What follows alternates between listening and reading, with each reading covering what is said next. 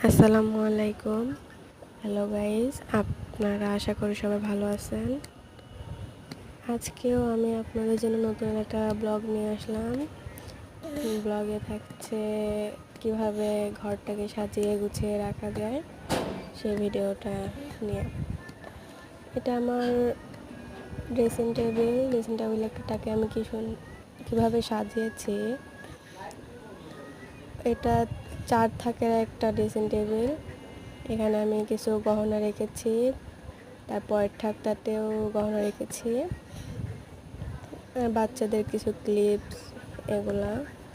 3 number থাকটাতে আমি আমার চুড়ি রেখেছি, এখানে আমি এটা নিজের হাতেই বানিয়েছি আর কি।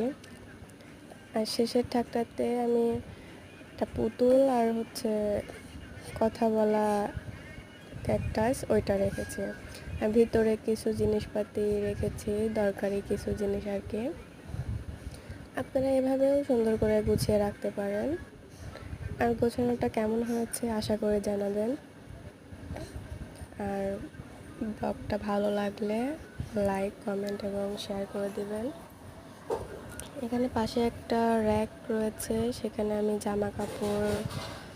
দৈনন্দিন জামা কাপড় যেগুলো প্রয়োজনীয় লাগে আর কি, সবসময় ওয়ার্ডরোব থেকে নিতেও কেমন জানি লাগে, সেগুলো রেখেছি আর কি। এখানে আমার একটা শোকেস আছে, এখানে আমি কিছু জিনিসপত্র রেখেছি। আসলে এখানে লাইটের আলো পড়ার কারণে ক্যামেরাটা খুব একটা ভালো আসছে না, এটা ঘোলা ঘোলা টাইপের হয়ে গেছে। নিচের থাকটাতে আমি কাপড় চোপড় আর তার নিচে আমি ডিনার সেট রেখেছি। এটা কিভাবে সাজালাম আপনারা তো দেখছেনই, আপনারা চাইলে এভাবে সাজিয়ে নিতে পারেন।